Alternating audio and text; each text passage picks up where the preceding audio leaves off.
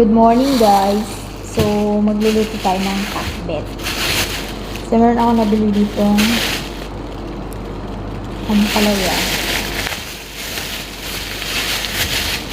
Ampalaya, tapos okra.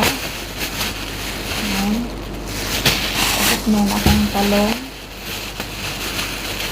Maliliit lang yung nabili kong talong. Tapos, walang sitaw kaya bagyo din yung binili ko. Pwede na rin siguro to. Tapos meron akong kalabaza tsaka tomato. So let's start guys. Cut.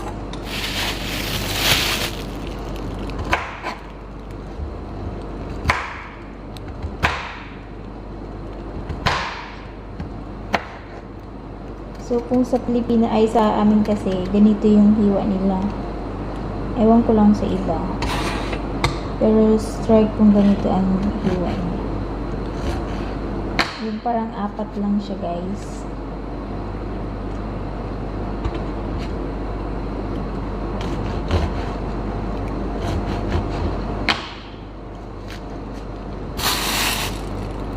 Ayan, 4. 4 dapat.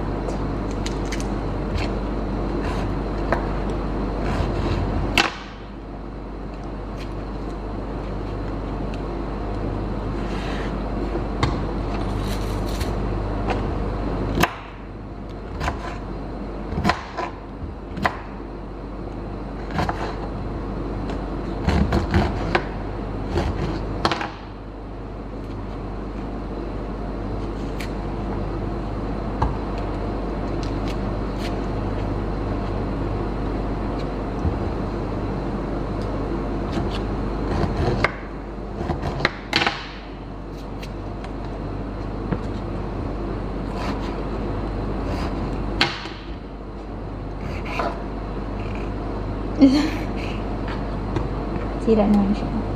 4 dapat. Tapos okra guys. So yung okra, wag na lang natin siyang putulin. Kasi maliliit naman siya eh.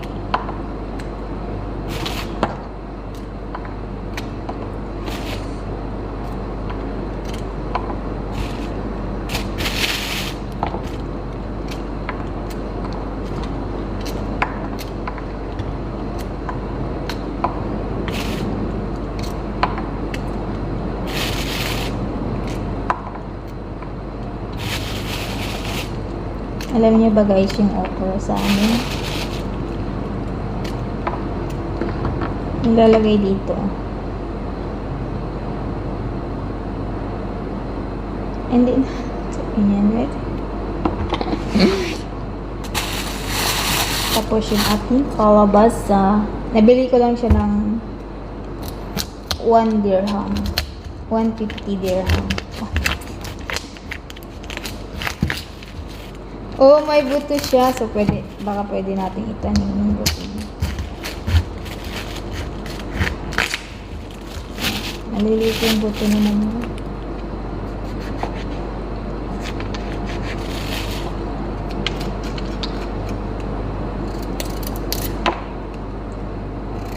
Kalabasa is the kalabasa.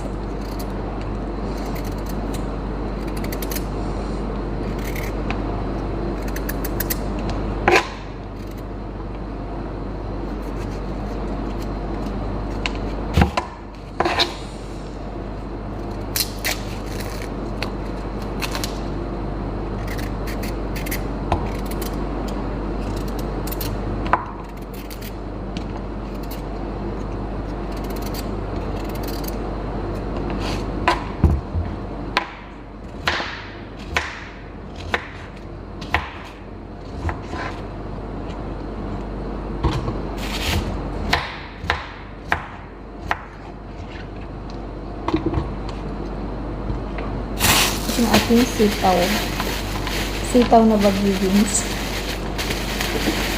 Nagbibisin.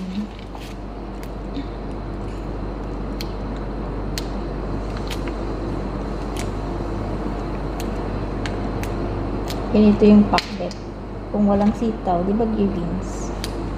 Hindi kasi sila kompleto dyan sa Maicon guys, sa store na malapit sa amin.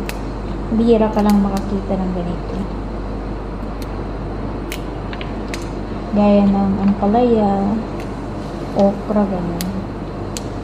Mga okra kasi, mga frozen na yung mga binibenta.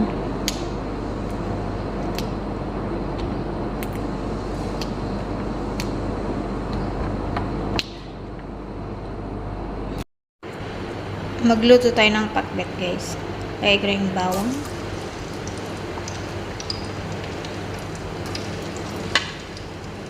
Yung luya. Yung sibuyas. At yung kamatis.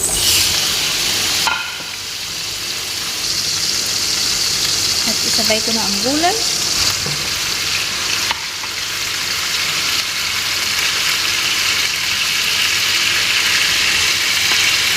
Ang sunod, masarap.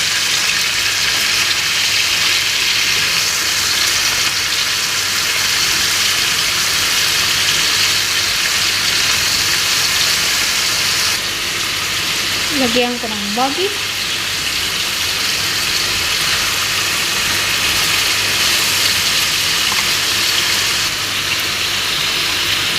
Lagyan ko ng paminta. Lagyan ko ng bagoong pampasarap. Ay, nagadunsan. Tapos lagyan ko siya ng tubig guys. Pakbet na yan. So guys, naamoy ko na yung pakbet. Ganito yung amoy ng pakbet guys. Hindi ko alam kung maamoy. Pero pakbet ng Ilocano, madaming bagoong. Pero napaaduksa niya. Naapgadton. So, yun lang guys. Abangan nyo ulit mamaya kung ano yung ilalagay kong sahog niya. Kasi wala yan sahog na karne. So, eto na guys. Luto na siya. Ilagay ko na yung aking pritong tilapia kanina. Ito yung pinakasahog niya guys. Kasi wala kaming karne. Chares! So, yan. Tagdalawa kami ng kasama ko. Pero isang tilapia lang para tipid. Ganyan ang Ilocana. Matipid. Charis.